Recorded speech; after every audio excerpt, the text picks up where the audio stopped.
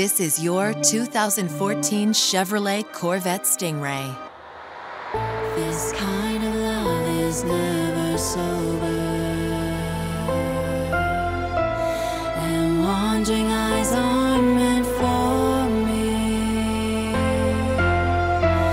We're hypnotized and growing colder. This kind of love is not for me. I gave you all that I could give.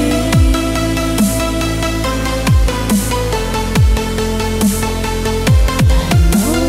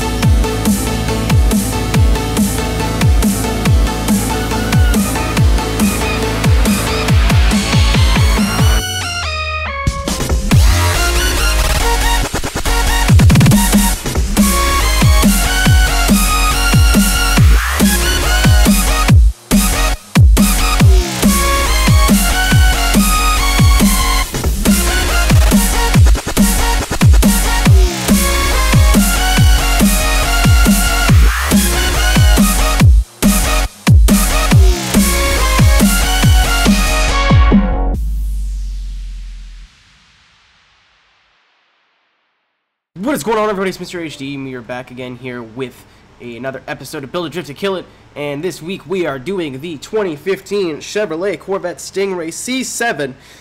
Before we get into anything, however, I want to address this week's music selection. Of course, I get all my songs from you guys. If you guys want to send in some music, please send it to MrAeroHD at live.ca. I will check your music out, as long as it's copyright free. It could be used in an upcoming video, and if not, then we go of course to No Copyright Sounds, great YouTube channel full of really good non-copyrighted music. This week we are using DM Galaxy's Bad Motives, featuring the vocal styles of Aloma Steel. The links to everything will, as always, be in the description below.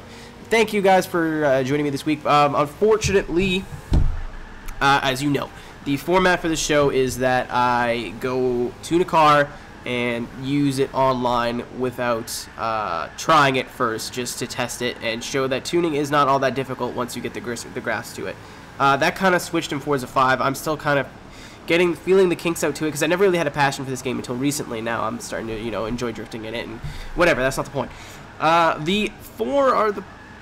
The servers were down when I went to record this, and I didn't feel like, recording the build of the car and then sitting around waiting for the servers to come up. So I just said, fuck it. We'll go to a track that I like, that I feel is a good test track, has a bunch of different corners, and we will just go to tune car and see what happens. That way, even if I need to make adjustments, I can make adjustments on the fly. So that is why we are not playing online right now. If you guys like this format, please let me know. I did enjoy it. I didn't have to deal with a bunch of idiots online, and I could do as many or as little laps as I wanted, and I didn't have to wait 20 minutes to get into a game. So I know a lot of you guys like the online format, but just let me know if you're indifferent, whatever, just if you have an opinion, and any opinion at all, please let me know in the comment section below.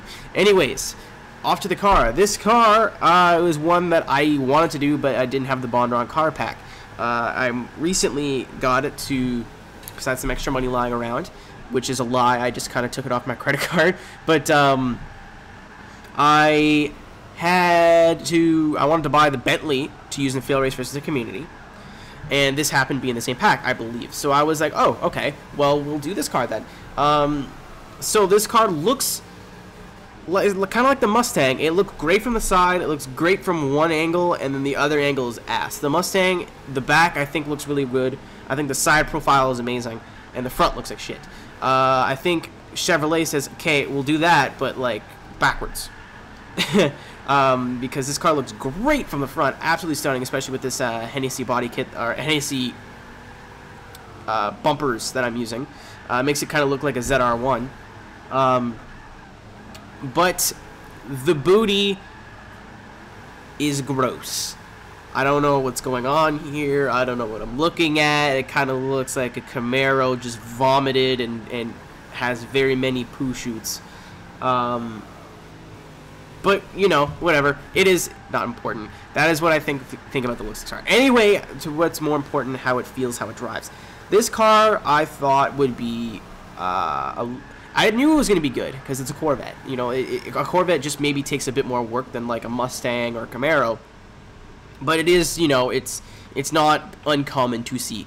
However, when I was building this car, I realized there was not a lot of PI to work with to keep it below a 700, which is not like a YouTube sort of series limit that I set myself. It's like I refuse to do it. On very, very, very small occasions, if it's absolutely not possible to, like, if the car is like an A690 and, like, it's absolutely not possible to keep it going from above S-Class, I'll keep it as close to 700 PI as possible. But anyway... So I'm like, oh shit, I can't really do anything. Especially when I put the sport tires on, I really fucked myself. So this car is below 500 horsepower. I believe it has 490. So it's very, very little done to it from this stock, build. I was gonna just run just a stock twin turbo upgrade, but again, I couldn't do it. It was either that or run really knobby tires, which kind of defeats the purpose of having a lot of power. So I opted for that and the race weight reduction instead. And I was not disappointed. You know, I thought this car was going to be shit, and it really was not. You know, I may have, in hindsight, I may have just put sport weight on it and had a bit more power and wider rear tires, because I really felt like a wider rear tire would have helped me out a lot here.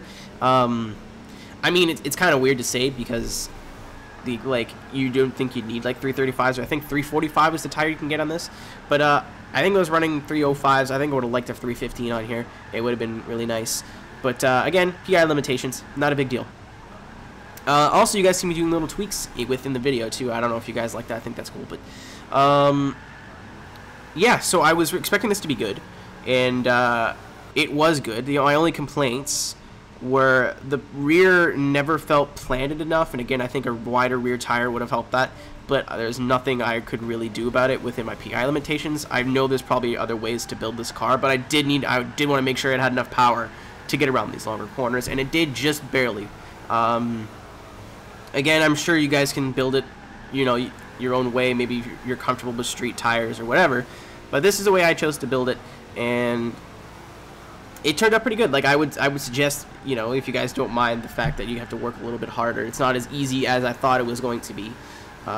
It definitely needs a little bit more tweaking just to get that rear stuck to the ground a little bit more. But, you know, definitely a car worth checking out, especially if you just downloaded the DLC, and you'll get it for free. Every car you download or you buy fresh off buying the DLC, you'll get the car for free. So it's definitely worth checking out, and thank you guys very much for watching. If you have any suggestions for next week, please leave them in the description below, and or the comments below, and I'll see you next time. Hey, thank you so much for watching. If you liked the video, be sure to give it a thumbs up. If you want to see more of my videos, go ahead and click that subscribe button. I also have a Facebook and a Twitter. For those links, be sure to check out the description box below.